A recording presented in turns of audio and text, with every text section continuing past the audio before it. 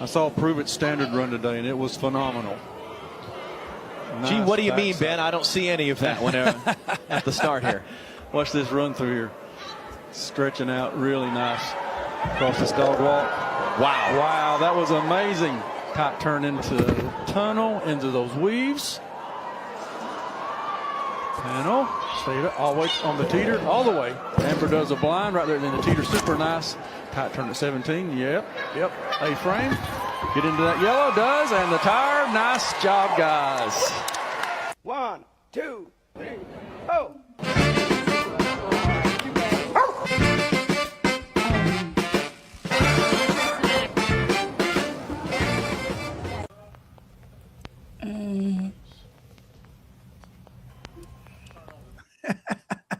I love that dog watching the TV.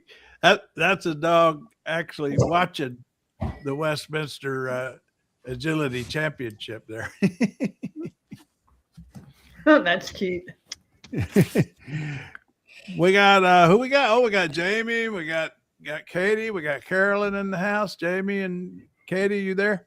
Yep. Yeah, we're all going to the dogs. We're going to the dogs today. And Jamie, you sent me let's see, your grandson. This is Thor with your grandson. Great grandson. Yeah. Torin. This is the one that was born at only 6 months gestation and had to stay in the hospital for 3 months. I remember that when that was going on. This is the one, the great grandson. That's a beautiful dog. What is that dog? I'm not sure. It's some sort of long-haired lab, but I don't know what they call them. Yeah, that's Thor.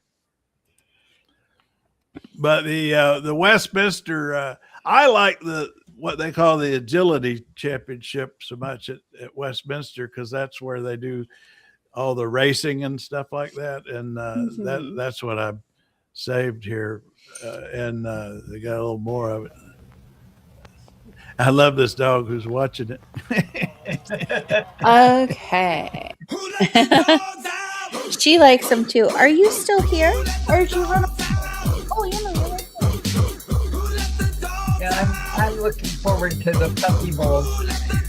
Yeah, that's always hysterical. And they've gotten to where they do such a high value production of it, also, that it's very, they make it very entertaining with puppy bowl. Yeah. So anyway, I'll just let this roll in the background without the sound. That's just some of the scenes from yesterday's what they call Agility Championship. I've got the winner here. Weimaraner was the winner. We can see that a little later.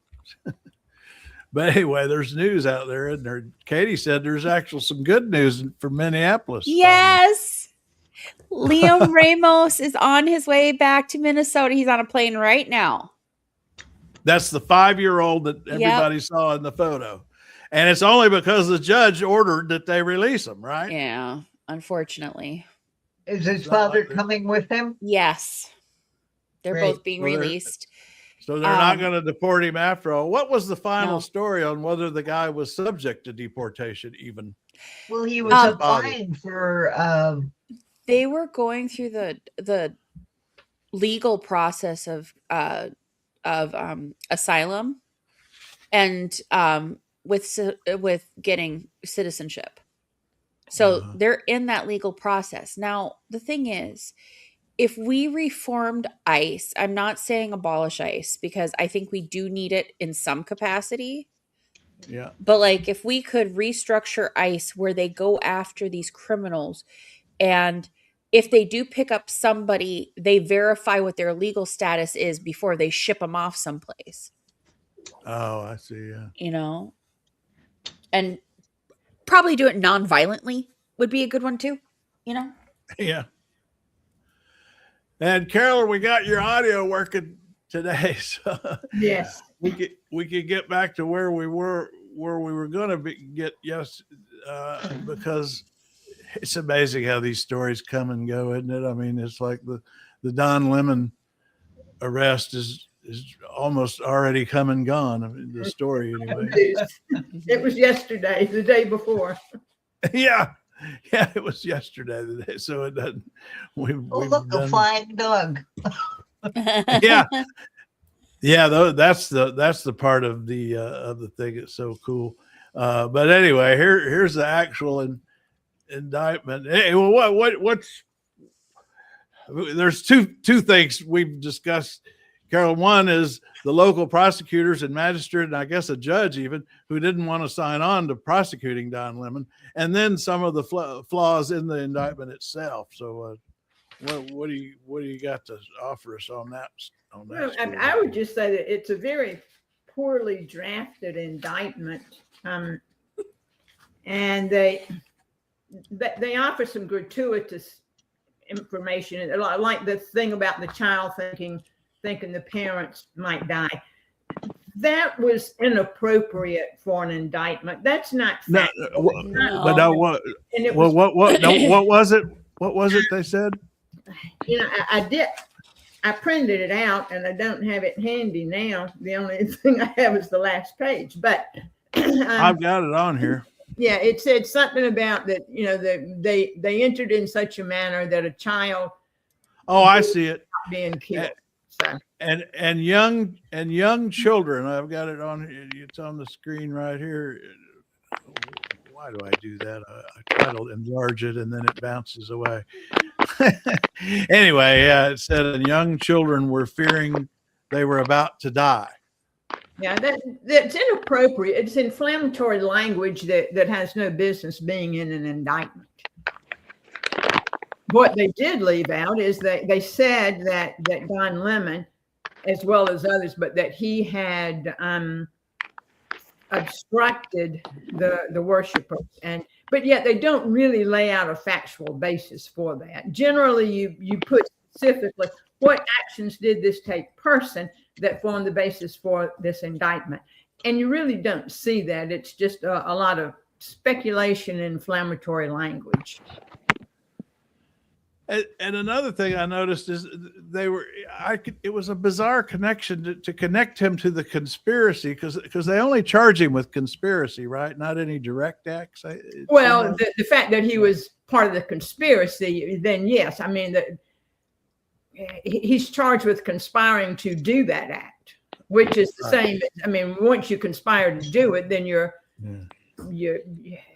But I get into this is a little bit in the weeds, but can't you also charge, if I'm making up words here, but direct acts in addition to the conspiracy? Generally they are. If the acts were completed, then there would be a conspiracy to do the act. And that's what I'm getting at. They don't charge him with direct acts in this. Did they not? I thought that everybody was charged in both. I'd read that somewhere, and I was wondering about that because somebody said that. Look and see what the indictment says. Count one is the conspiracy. Count two would be the substantive acts. This would be like the actual charge against Lemon that we'd be. Well, he was in count one. Is he in count two? That's the question. Oh, I see what you mean. Okay, so here's count one, all defendants. That's the conspiracy. I got you. All right, now that was count one. Okay, then here's all about the conspiracy, and he's all over that. All right, and then you get down to count two. I'm trying to get to it. It's what is that? That's still overt act. That's what I was trying to think of. Yeah, but overt acts are part of count one. All right, here's count two. Now here's injure, intimidate, and interfere. So these are the direct acts. So these are the substantive acts. Okay, so he is listed in there. Yeah. So we got two counts. We got the conspiracy, and then we got the direct acts. Okay. And then you were saying they left out a citation of some sort that makes some difference? Well, not really. I mean, it's generally Title 18, the Section 2, is that they listed at the top of the indictment. That just says that anything that other subjects of the conspiracy do, or the conspirators are also held responsible. So generally it's charged differently than what I'm used to. I see. And they didn't really put in within the count 248. There are and section 248 of Title 18, which is the criminal code. That is generally called the FACE Act, which just says that you can't interfere at. Oh, that's the one that was designed for abortion claims. Then through compromise in Congress, they added the portion about not interfering with worship, which is, I don't have any problem with that. But what they have here, I don't know that it rises to the level of actually completing the crime that is suggested there. But within that section, there are two different levels, if you will. And it depends on whether you have a prior conviction for that. It can be either 6 months or a year. And they don't specify which one they are alleging. So there's no way to know what penalty they are alleging for this offense. And generally that is in the indictment, so that it's clear what the person's looking at. Yeah, why let the defendant know what he's actually charged with? Why would you do that? Jason Beatrice in comments pretty much has it right. Oh, he was a black man walking into a white church.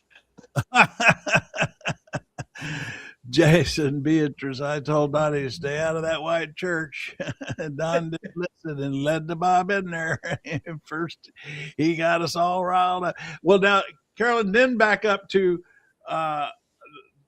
the strange circumstance of the prosecutors, the magistrate, the chief judge, the appellate court, all of them out there. And I guess this was in California, because that's where he was. Or no, it was in Minnesota. It couldn't be in California. It would have been in Minnesota. I got a little mixed up. But anyway, they couldn't find anybody to sign on to this. I mean, the Department of Justice, Main Justice, as y'all call it, ended up having to do this because they. Yeah, I mean, very unusual to have the Attorney General's name on it, and the Assistant Attorney General, who's for civil rights. It's very unusual to have those people listed on the indictment rather than the local people. Anybody got any questions for Carolyn?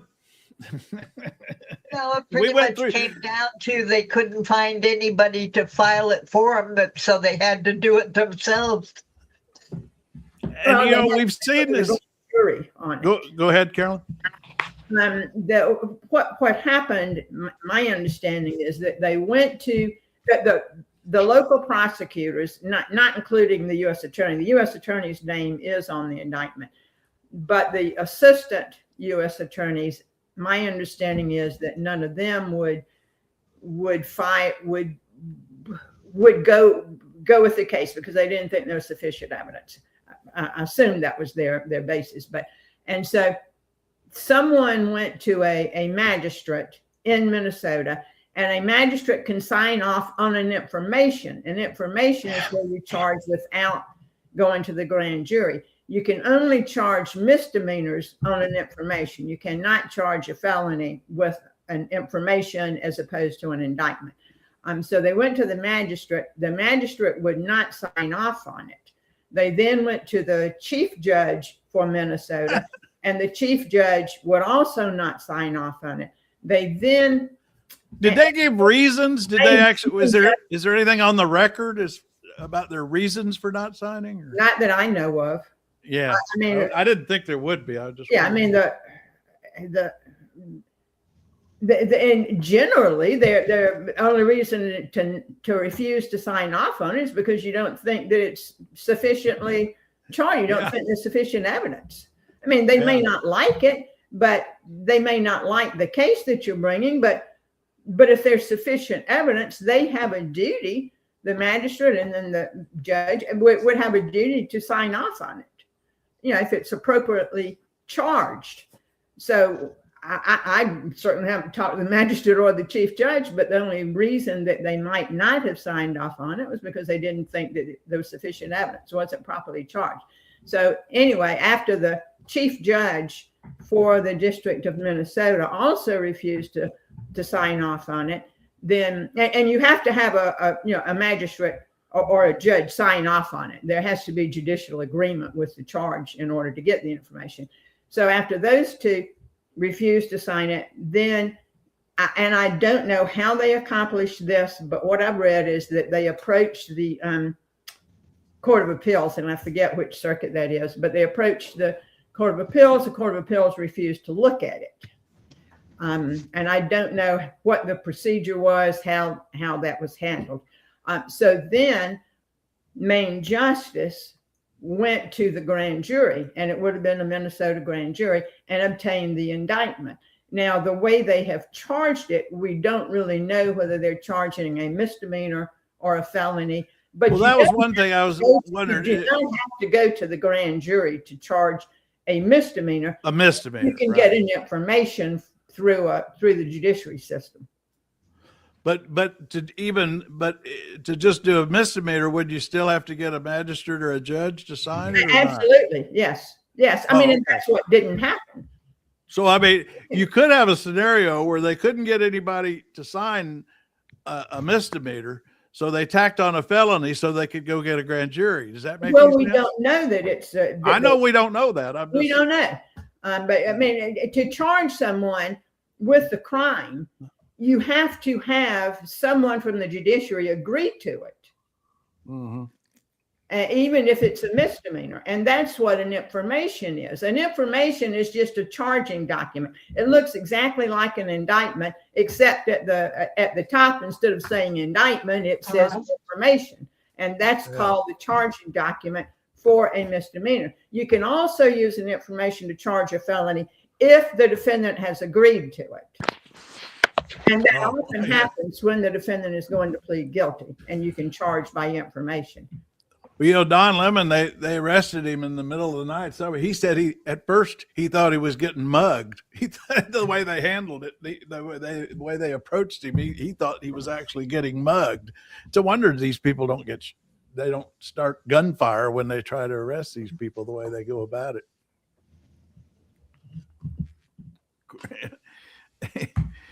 Well, there's Katie's dog. Katie? Yeah, that's Winnie. Well, that was years ago. If you scroll down, I posted another one that's her most recent. That's Winnie? Yeah, it's and Winnie and that was years ago. And then that was probably about that's her now. Oh, this is her now. She's 15. Yeah. She'll be 15 Winnie. in May. Yeah. Stir, are you there? Yo.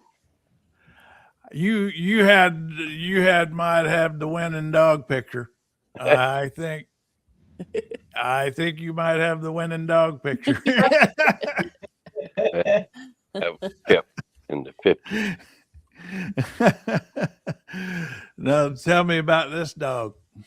That was Chip in the 50s. Oh, wow. Chip. And she would hold it just like that until you said okay or released her. She would stay just like that. Because Katie and I were talking earlier, some dogs like getting their pictures taken and others don't. It says Douglas MacArthur face. She just knew how to stay, hold the pose or hold whatever it was. If you said stay, she would stay until you said okay or whatever. And what kind of dog is she? Just a mutt. Mutt. And you say Winnie doesn't really like getting pictures. She doesn't. Like, I just tried to take one now because she's being super, for being a dog, she's very cat-like. And oh, really? Yeah, she likes to sit between my legs and rub her belly against my leg and stuff like that. She's very sweet. But I was trying to get a picture of her and she kept dodging her face and moving it around. She's very Zsa Zsa Gabor.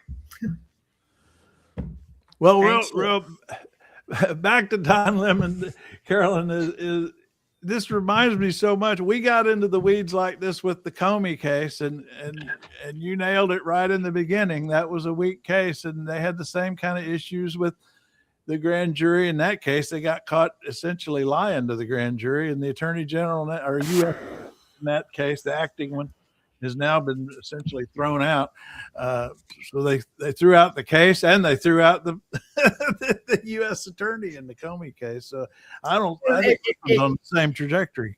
Now, I think that the judge in that case criticized the indictment, but the basis for throwing out the case was that the U.S. attorney, Halligan, had not been appropriately or legally appointed to the position. So she could not go into the grand jury and seek the indictment. So that was the basis for throwing it out. Wild. I tell you. And now the issue in Don Lemon's case is going to be this whole question of whether he's a journalist. And I think going forward, the law is going to have to struggle with the new age of independent journalists. Who has that First Amendment freedom of the press protection? Who is a member of the press? And even though he used to be at CNN, and definitely, is he a journalist under the definitions? And how do we do that? I don't know how we're going to go about all this now. I wouldn't have any idea. I wouldn't have any suggestion. I mean, the point is, he had a First Amendment right, whether he was a journalist or not.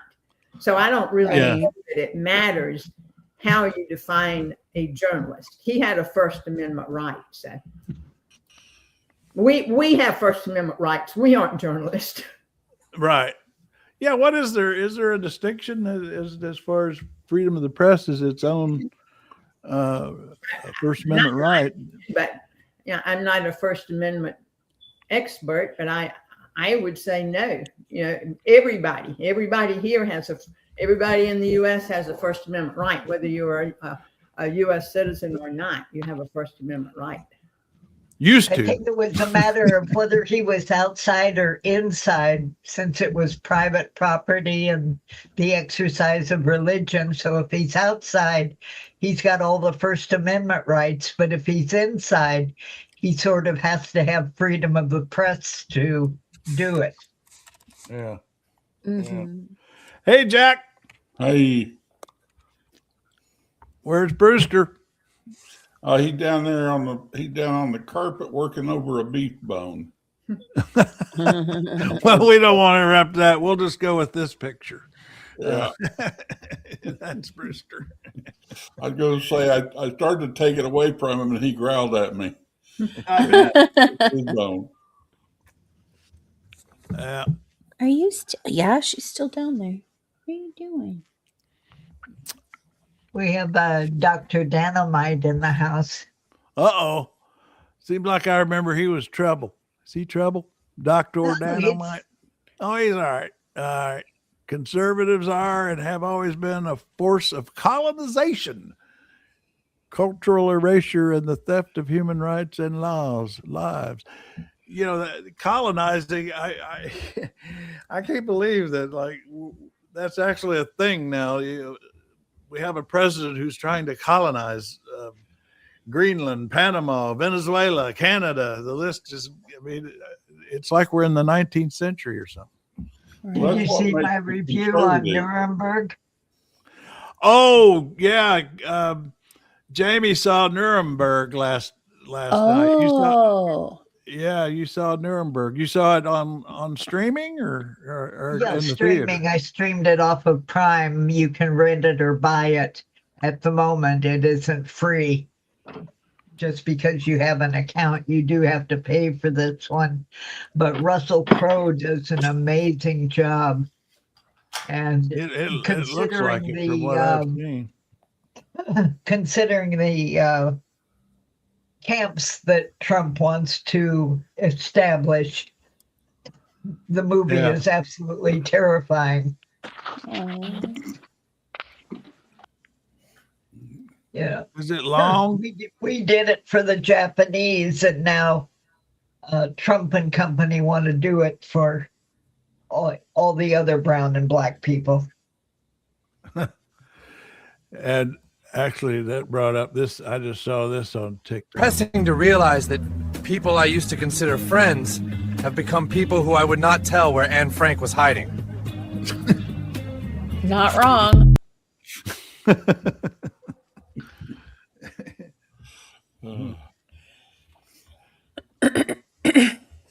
Did the Anne Frank thing, you get down to it, it's a difficult situation.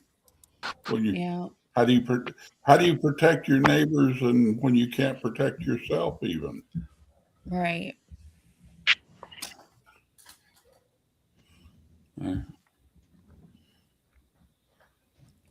It puts everybody, when you have a government doing that, or you have a group doing that, even, let's say, 1930s Mississippi. How do you stand up when you put your own family in danger? Trying to find. Oh, here we go. We got. Now, this is not Brewster. What you posted yesterday. Now that was Bodog. This was a little Maltese. In the they'll do the dog show. It's a little white poo-poo looking dog. He was nothing poo-poo about him. And I notice he's kind of limping along here. Yeah, well, he got one leg in a cast. Oh, well, he was out and stuff, and Sherry was traveling, and so I took that video and posted it so she could see what he was doing. The other one shows him running back up the sidewalk. Yeah, here's this. Look at him go. Oh, I see. He does have a cast on his arm. Yeah, it's not slowing him down a bit. That is crazy. Yeah. Let's do that again. You remember? I bet my cousin Carolyn. You probably remember Rebel, don't you? Oh, absolutely. Yes. Very well. Weimaraner. I was the sweetest dog. It was my first dog.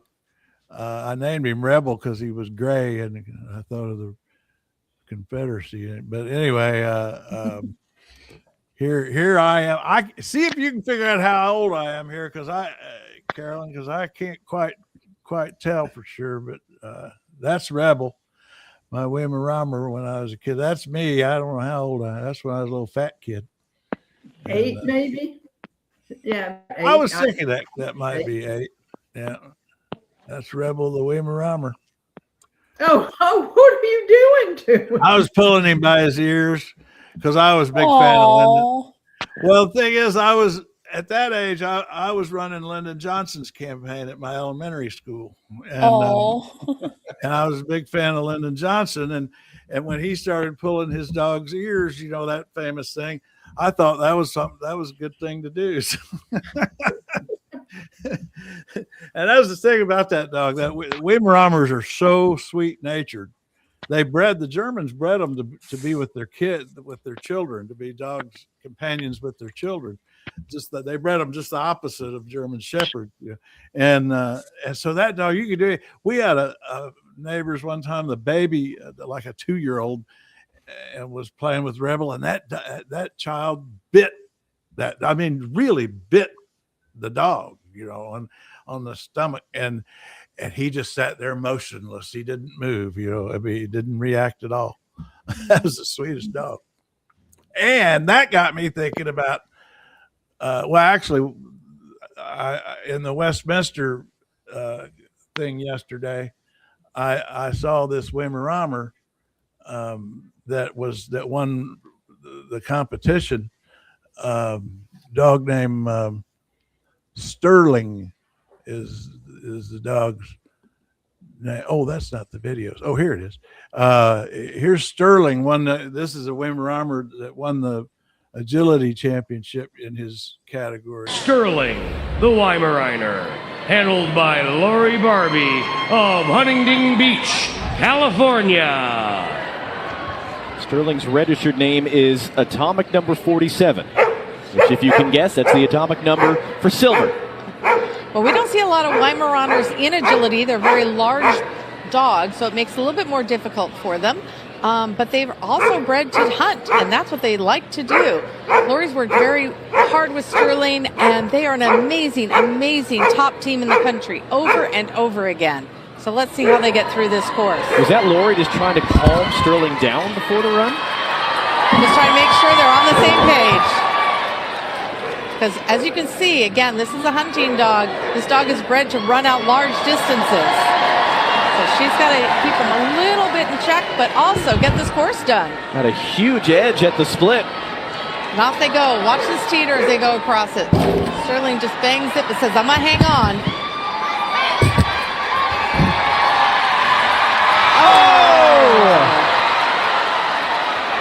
Oh, my goodness. But still fast enough.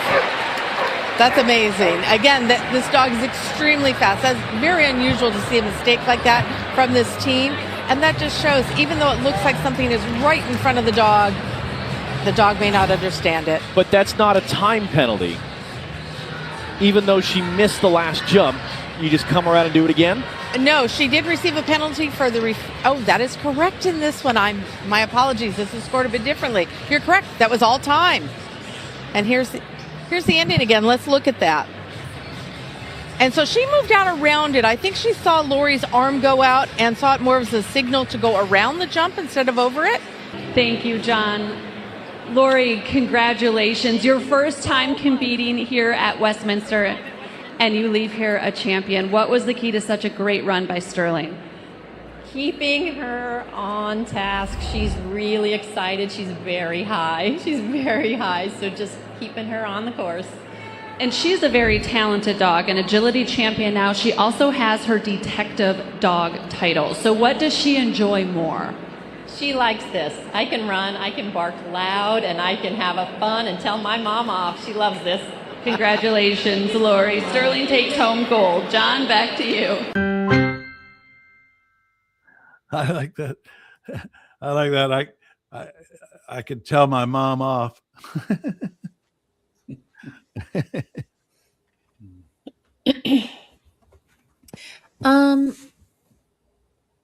Spirit, how are we racist? Oh, you reading those commenters again? Yeah. How many times do we have to talk about Obama removing illegal aliens and being the deporter I don't in know. chief? I'm tired of saying it myself. You can say it if you want to. we repeat it over and over again. Obama, actually, he deported more than Trump. I'll say it again. In 2012, at his peak, Obama deported over 400,000 people. Trump has not gotten to that number yet, despite all this craziness. And Obama managed to do it legally and professionally and without all this craziness. And that's how you do it. Obama's the model, even now. I mean, I agree with Biden opened the floodgates and made a mess. I agree with that. But if we want to get this done right, we go back to the way Obama did it. Biden didn't open the floodgates. The world realized there was a loophole. Yeah. And they made it attractive. You know, they were coming from everywhere to get into Mexico. And like I said, the crisis was in Washington, D.C., not down on the border. Somebody needed to fix the law. Mm-hmm. By the way, there's a very good Texas Monthly magazine has a very good article on the current situation on the border. Oh, Texas Monthly, the Texas Tribune and the Texas Monthly are, I mean, I know they're progressive. Everybody's going to say they're liberal or whatever, but they are solid publications still. They really are. also, did you hear about Tallerico? Oh, is there something new about he's the Democrat running against Crockett in the Senate primary in Texas we've been following, yeah. Well, I found out something. So it was him, Beto O'Rourke, and one other person that were kind of in this little group of people that were going to try and get elected. Beta knew he wouldn't win governor. He knew he wouldn't. So the idea was that Tallerico would go for governor of Texas and go against Abbott.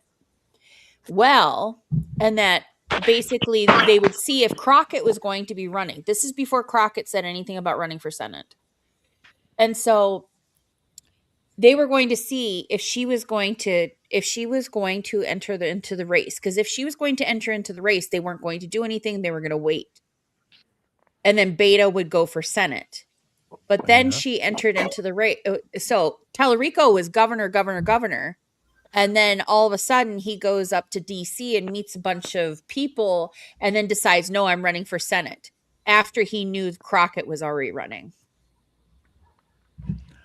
Well, and so a lot of people are saying, it's two people. And yes, they both well, have at one point there were things. three, though. There was also three. Yes. There was the guy that was the former football champion. And he dropped out. Because I think, because the thing is, I think and that's the thing. Obviously, if Crockett loses, she stays in the House. She's not going anywhere. But so a lot of people are saying, well, I would go for Tallerico then, because then he just, goes on the path. We don't lose her. Yeah. But no, there was big things about that because Crockett went out and told people apparently she's going to go after him negatively. Oh yeah. And start doing smear campaigns, which I don't think that's really good to do. I've got some. We've been following Tallerico. Oh, here he is. Here he is. This is Tallerico. Marriage, but it goes on and on about forgiving debt, liberating the poor, and healing the sick.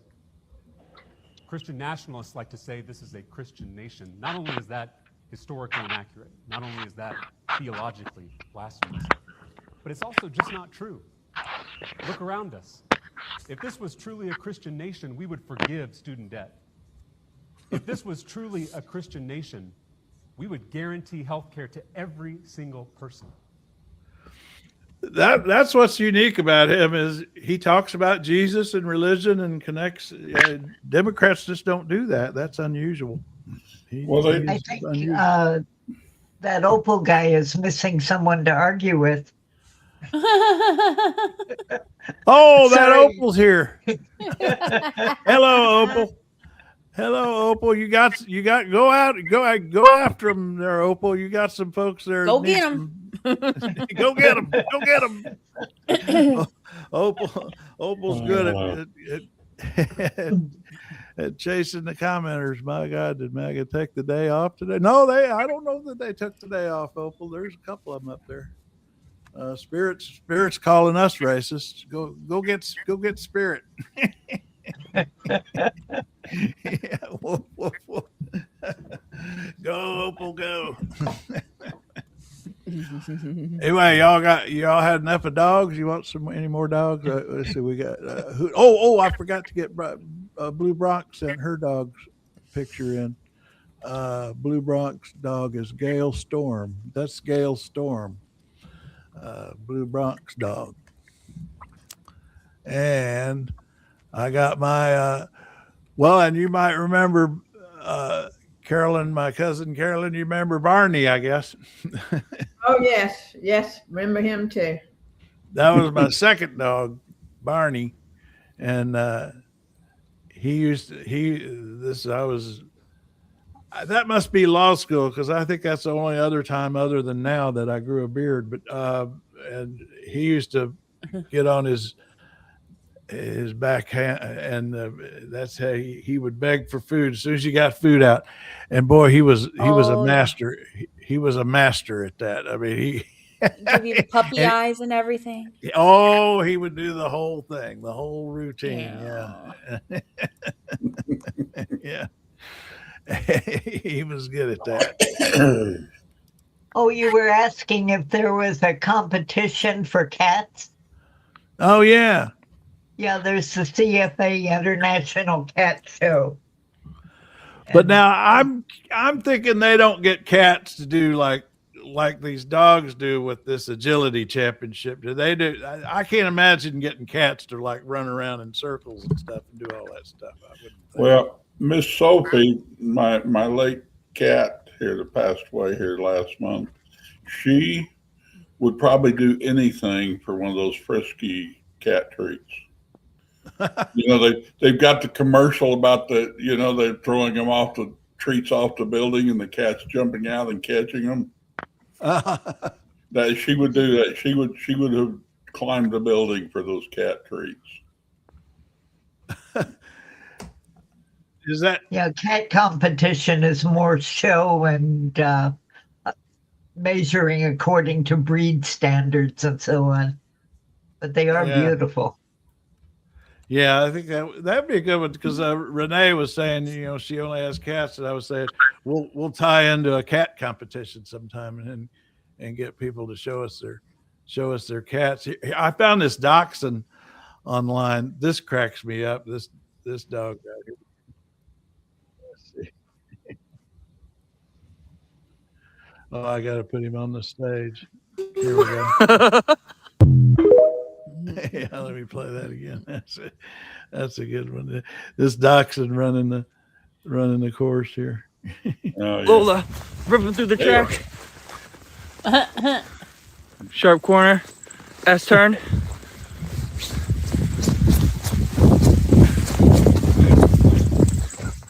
Oh, the hairpin corner.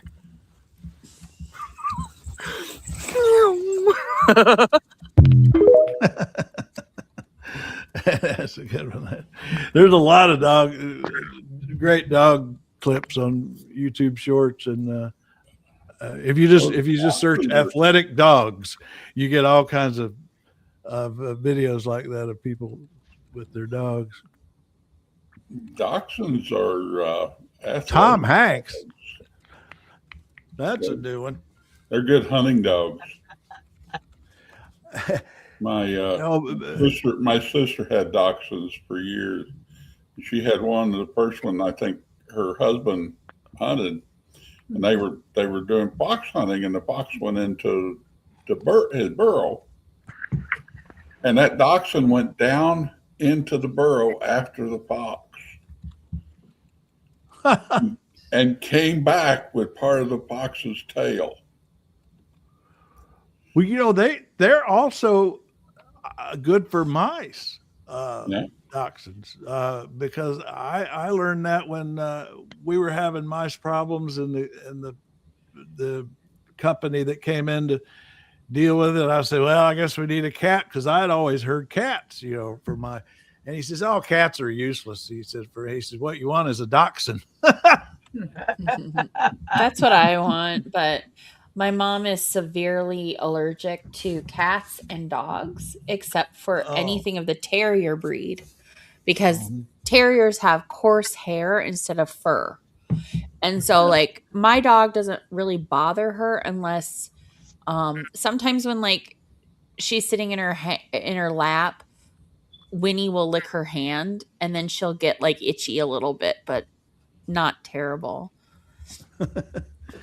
Louise is saying, I have a Shih Tzu and she gives me the puppy eyes all the time. Give us a picture. Oh, give us a picture of I made it real easy. I was telling people you can go over here to this. Probably looks like Brewster.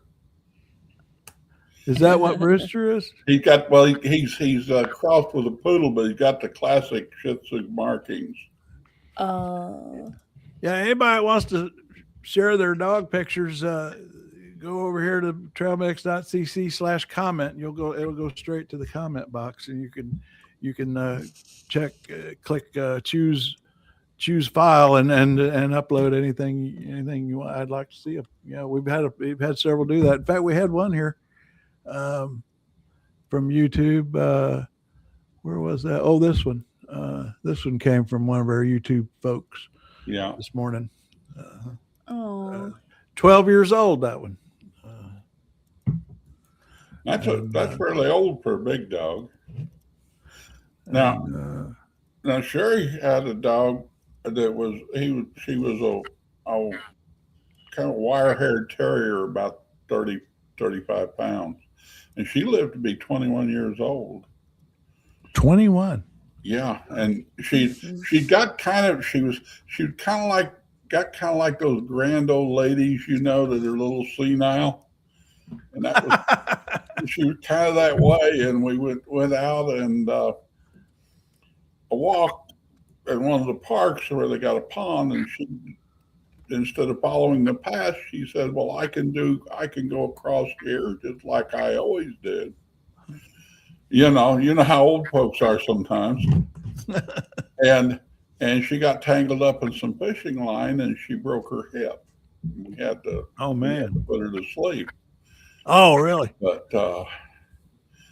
yeah, she was quite the dog. And she was one that loved to go out into the fields and find rodents. Oh. She was a rat dog. Winnie finds birds and bunnies, and they're usually already dead.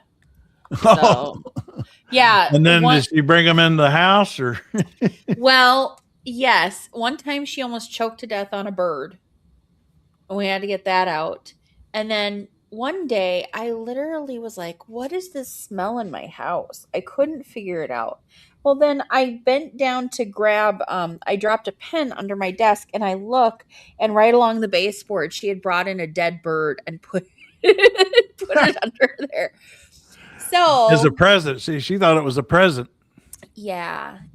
No, we have lots of wildlife in our backyard. We've got bunnies that live in our retaining wall. And then we've got birds constantly. We have a big picture window and they fly into it all the time. And then we also have a koi pond that we get turtles every spring. So we get little baby turtles that like to play in the water. It's really cute. Oh, speaking of Texas, did you guys see this was some good news? Yes. In Texas today. That's a seat. What does it say here? That the Democrats won this seat that they flipped a district that went Trump plus 17 and hasn't elected a Democrat since 1991. I mean, that's the kind of thing that's been happening. I think that is a case of just like you were talking about with the Epstein thing, is the MAGA people just didn't show up. Yeah. Trump people didn't go to vote. Yeah.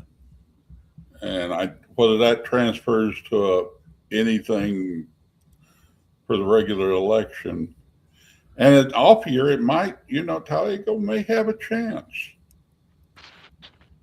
Especially if I think that if the current senator doesn't get kicked out, I think he goes ahead and wins, regardless of who's against him. But with the other idiot going in there challenging him, if he wins, what's his name? Paxton. Yeah, Paxton. If Paxton was to be the Republican nominee, I think Tallerico has a chance. Not a great chance, but a bit of a one. Yeah. Well, I tell you, we've said for a long time that California is eventually Texas is eventually going to get purplish. Mm-hmm. And it is just a matter of time demographically, but it's always a matter of, is this the time? I mean, even though, who were we talking about earlier who ran against Cruz, Beto Roar, he didn't do terrible. I mean, he lost both times, but he got close. He got fairly close. Yeah, I think.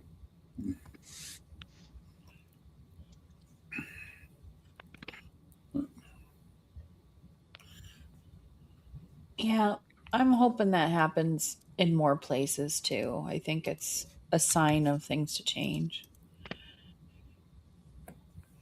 And of course, the Epstein files, people. Yeah. I tell you, I went there's some stuff in there that's going to have a little bit of legs. I mean, it depends on how they. I think there are enough media out there who are going to chase some of these threads. I mean, there's just some threads to pull out all that stuff, but I mean, well, particularly that now release that yesterday.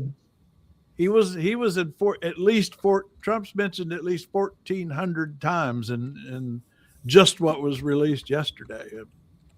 So that's a lot of work for a lot of folks to do to pull those threads and see what all that is.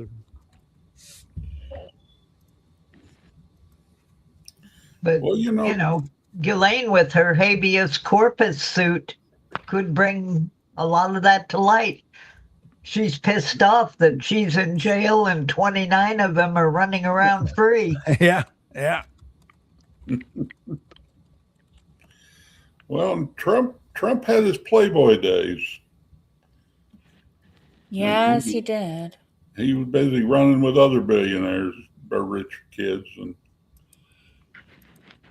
I'll be honest. Well, it's like, go ahead. He has always given me the ick, even as a kid. Like seeing him on stuff, he always gave me the ick. Yeah. Yes. Now who? And Trump. Like Trump. I've always felt Trump. something is just not right with him, Yeah. And because I didn't watch The Apprentice, but I saw it a couple times, and that's about all I knew about Trump, and that's exactly was my reaction. What a creep! He's just a con artist, and it was just shocking to me that you'd see him, at least from my point of view here in Missouri, you would see him, and basically you would always see him doing his Playboy pose. Yes. And that's not real. If you listen to Mary Trump, she tells the whole story. Oh, I love her. I love Mary Trump. I love that one. She is so great. She's been kind of almost a tutor for me, because I've studied Trump so much and read so much about his background. I'm particularly interested in his upbringing and his parents, and I mean some of the stories. And then I had already been doing a lot of that going back to 2016, and then she came along and just filled in a lot of gaps about his upbringing and his father and his mother and she just is. She's got him nailed. She really. And that's then she's one got thing about the Nuremberg movie is that the psychiatrist who was studying Goring, nailed him as a narcissist. Oh, really? Yeah, and Hitler certainly was. That's how the prosecutor got him in the end to admit on the stand what he knew and what he had done. And then shortly after, he committed suicide because he had been revealed for what he was. I hate saying it, but my favorite protest sign I've ever seen is, can we skip to the part where he offs himself in the bunker? Oh, that reminds me. I never want to forget playing this one. Are these the neighbors that you want in your city? No. These are the criminal migrants that Kamala Harris brought into your community. I like to play that every day. I noticed that Cash Patel is quite quiet. He's really got his head down. Because he's the one who said all these Epstein files and everything, that there was no people in Trump wasn't in the Epstein files. There's no criminals in them. Yeah, when he testified to the Senate Judiciary Committee, not too long ago, when he said that, I thought, man, you're going to pay for this. I mean, he said that there was no other, that Epstein was the only one who abused women, and that there was no others. Yeah. Well, he had a bunch of buddies. We just don't know exactly who all it was. Yeah. And as usual, follow the money chain. Well, that's the part we still don't have. The global financing. A real handle on. I think you're right, Jamie. Yeah. I think in some ways that's the way Epstein promoted his business, was wild parties on his island. Ugh. And I do love seeing that he was like, I do not want Elon on my island. Like every time Elon was emailing him, can we come? I didn't catch that. Really, he actually said he didn't want him on the island. He was kind of trying to avoid him. It's really funny when you read like the succession of emails, and I don't know, like some people are like, maybe he didn't want the nerd on the island or something like that. And the thing is, he's so weird. Elon's daughter, his transgender daughter that has written him off, confirmed they were at St. Bart's during when he messaged him that they were in St. Bart's, that email actually coincided with a trip that the family had taken. Oh, is that right? Yep. So it's like, oh, okay. Now, what was this story, Jack, about this wonder dog? Jim the Wonder Dog. What is the story about Jim the Wonder Well, Dog? I think it is up in mid-Missouri, and I think my dad told me about this because he as a young adult worked up there around Sedalia, and the guy had this dog, and I think the guy was a bit of a bullshitter and stuff, and he trained his dog to do all kinds of things, and could predict things and could pick things out, and and the guy claimed all along that the dog was super intelligent and had like ESP. It says here he could predict the winner of the Kentucky Derby and the World Series, and know the gender of unborn babies. And this was this was back in the 30s, back in the Depression era. So I guess it got to be quite the local phenomenon there. So that Jim the Wonder Dog. What's chat seems messed up. Opal guy, are you saying we're messed up or the system's messed up? Chat's messed up. Say we don't seem to have many people arguing in the comments today. Well, when I made the whole pitch, what happens is when you when you create a page for what you're going to discuss, what your topics are going to be, then the YouTube robots go out and find an audience for that topic. So I was curious what they would do with the focus on the dog championship. what kind of audience they would go out and find for that. I thought, well, I'm in the mood to confuse the robots today and see what they come up with. Well, evidently they're screening out. They're screening the comments or something, because that's what the Opal guy is talking about. That he made a comment with Mussolini in it, comparing Trump to Mussolini, and it didn't. Oh, really? Oh, let's see what's he saying here. No, the YT chat. Okay, made a comment about Trump needing a Mussolini ending from phone. It didn't show, huh? And Done Guns here. You devil, you load. Huh. Well, that wouldn't. I mean, they are able to do that. I mean, I don't. They don't give me any settings to do anything. Now, one setting they do give me that I haven't chosen is I can restrict commenters to just people who subscribe to the channel. And I was thinking, if things get too bad and we've got, too many bots or trolls or whatever, we can go to that option, because I'm up to almost 6,500 subscribers now. So that's an option if we need that. If we think the commenters are getting crazy, YouTube does let me restrict commenting to just people who subscribe to the channel. Yeah. But right now, I'm not doing that. Yeah, all I think we can tell Opal Guy is welcome to the brave new world. Yeah, I can go on and on about it. I know a lot about how these the censor, what people call censorship, and I'm not defending YouTube and TikTok too much, but they're a business, all right, and they've got advertisers, and they don't want stuff on their site that's going to frighten the advertisers, and it's really more about that than political bias, even though it kind of looks that way to a lot of people.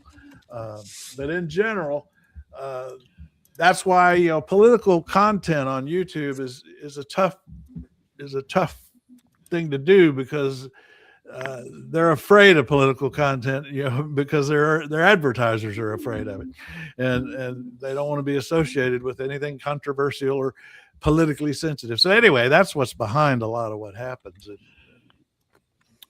on both TikTok and YouTube. I still think it's funny we got banned on TikTok. Was it TikTok, wasn't it? Yeah. What?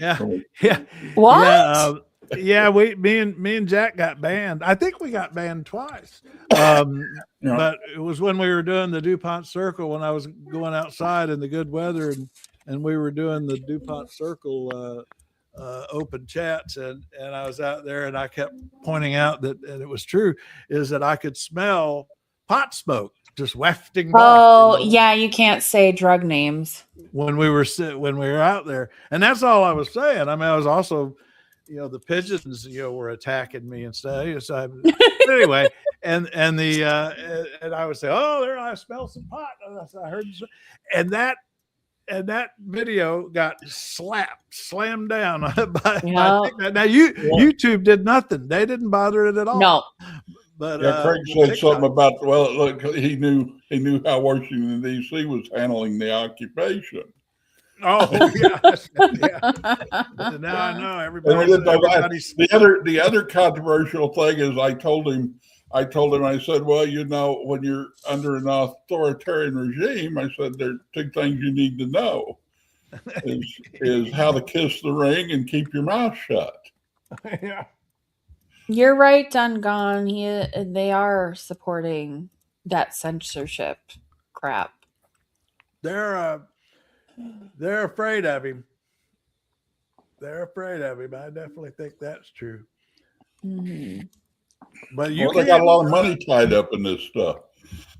And who was I reading the other day? Was talking about the different things. I think it was like with the AI and stuff, about how much money they have invested and how much money they have made through the Donald Trump economy.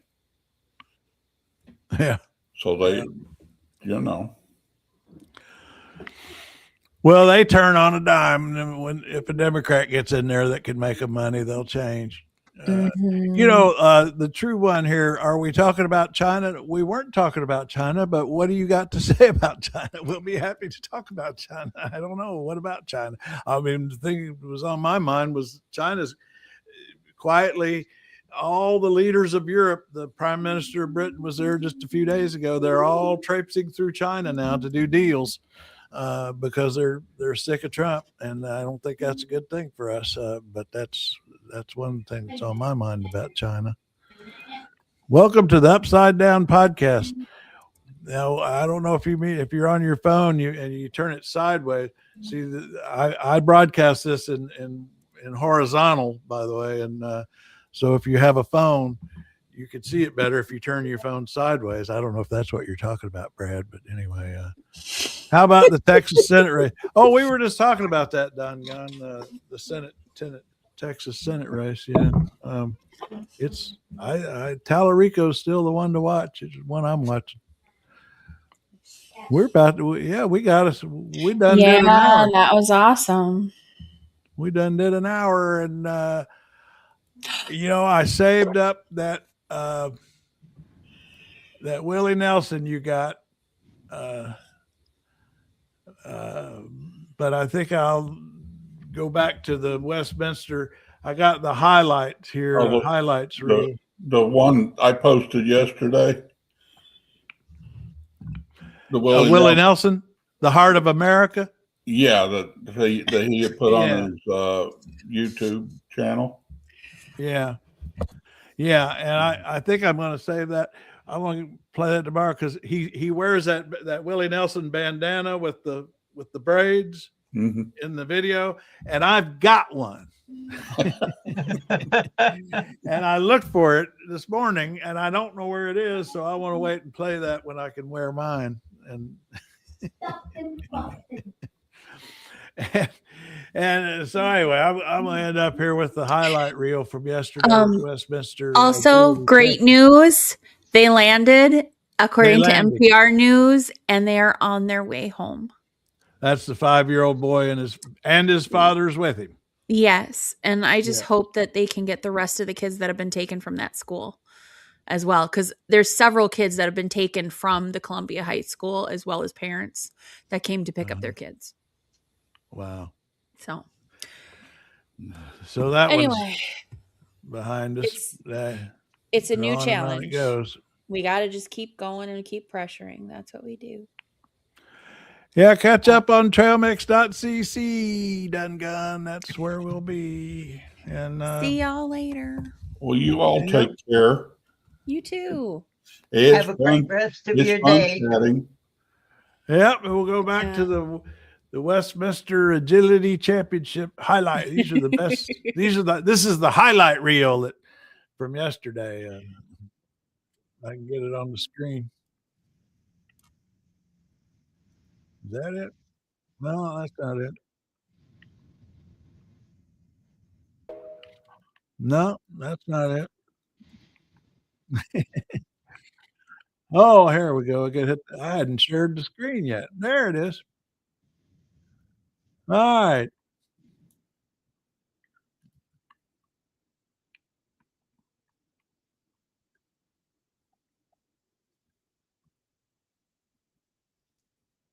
Back jumps will be faulted for that. Into those weaves, though. Come on, Primo, finish it out. That teeter. Yes, she does. I like this better than the part where they just look at how pretty they are and award them for being pretty. Good job, Primo. I like seeing dogs do some work for their awards. Knocks her out. Next, in the 12-inch class, Wendy, the English Cocker Spaniel, handled by Julia Ashley of Canal Winchester, Ohio. Wendy and Julia were here 2 years ago in the finals at Westminster. Wendy is a great little dog. I have judged Wendy and Julie several times. They're a great team. I'm really expecting a nice run here. Wait. What a nice start. All right, we're going to end up here with the Wendy off like a shot Minneapolis there. choir that we've been winding up with every day lately, and we're going to do it again. Here they are. We are